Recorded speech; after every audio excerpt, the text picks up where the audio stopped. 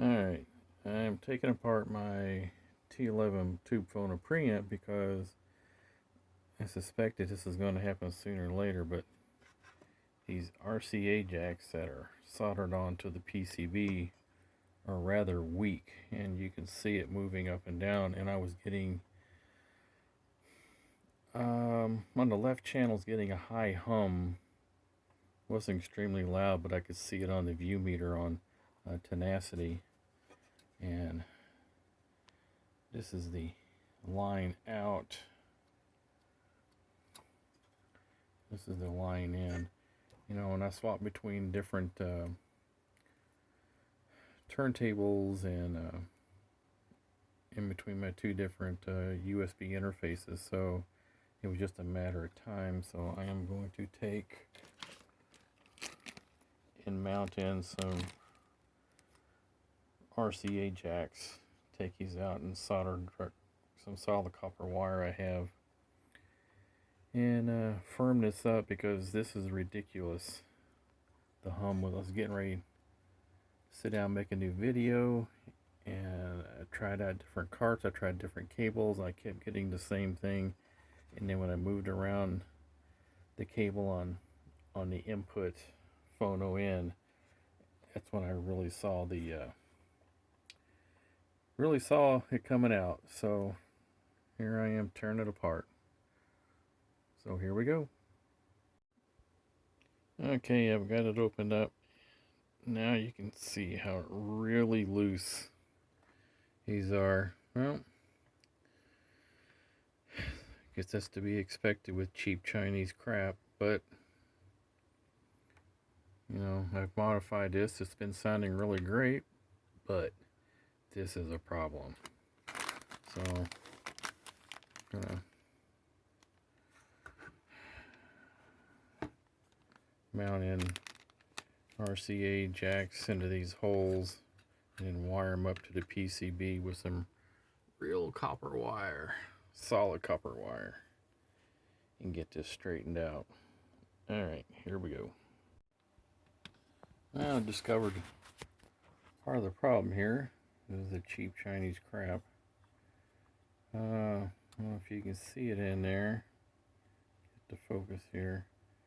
But where the pins on the RCAs go into the board is for the ground. So not getting a good connection is causing the extra hum. So you see the gap there? Yeah. So I'm sitting there pushing them in. That's actually broken loose, which I'd sort of felt before, so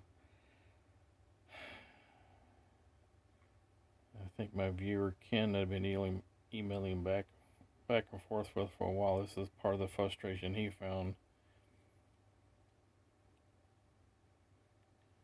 So there we go, good focus picture there. So when now it's ungrounded, grounded, ungrounded. Yep, here we go. Here comes the fun. And this is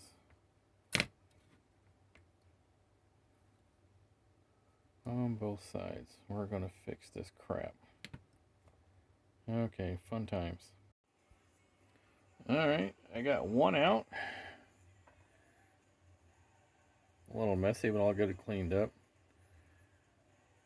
Put some soldering flux on there and use the braid, desoldering braid.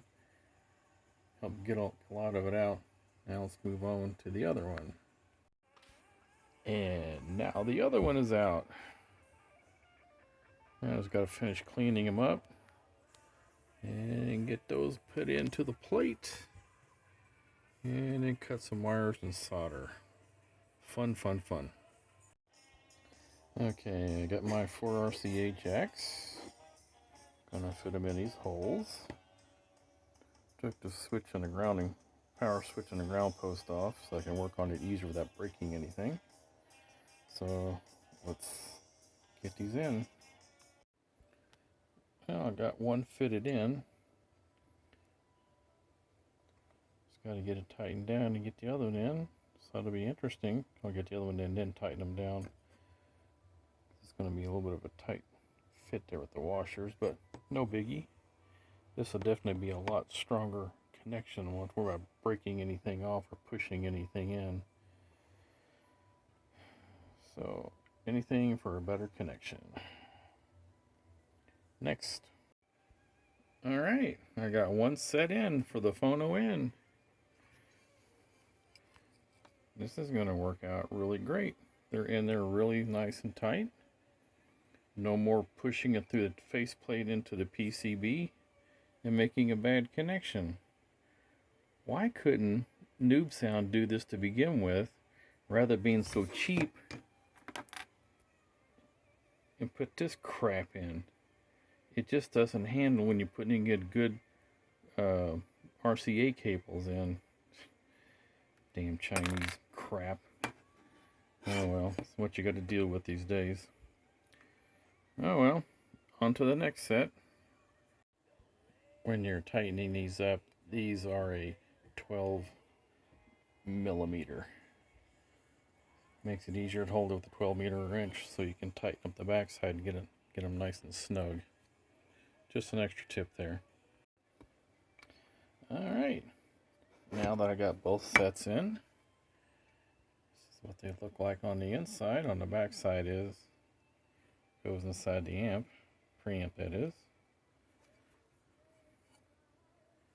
And it's going to be so much better. Be sure and put the right color code for red for right, and black or white, whichever one you have, whichever you buy, for the left channel.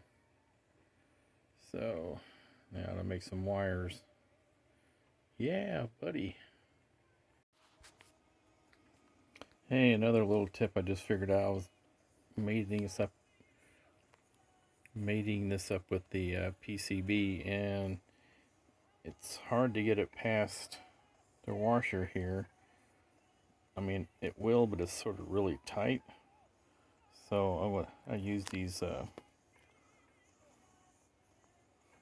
wire snippers, and I made a flat edge that I will make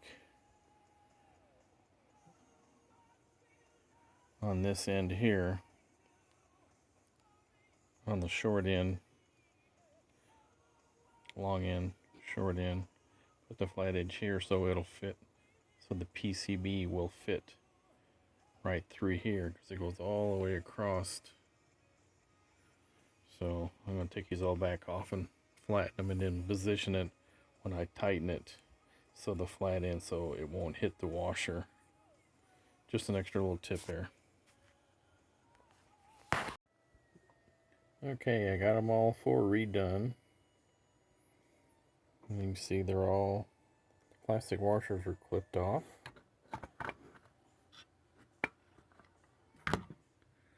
And you should be able to see.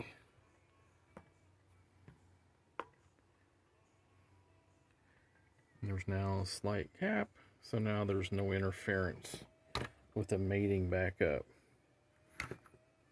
Yeah, that's the ticket. So now let's figure out the wiring part. Got the wires cut,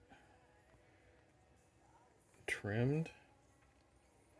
Now, thing to remember,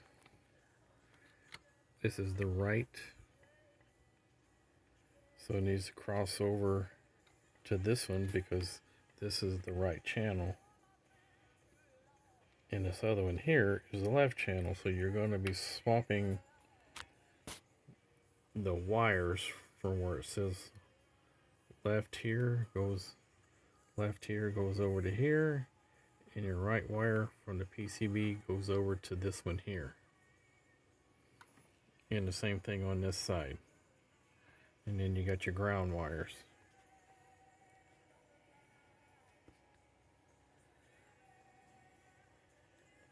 These are solid copper wires that I'm using. Black is for ground, red is for hot.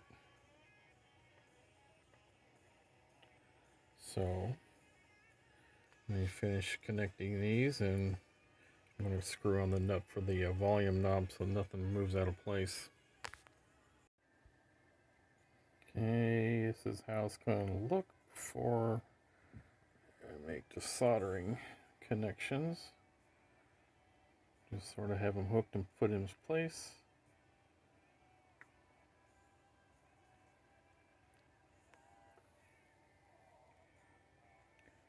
This extra black wire goes for the ground post.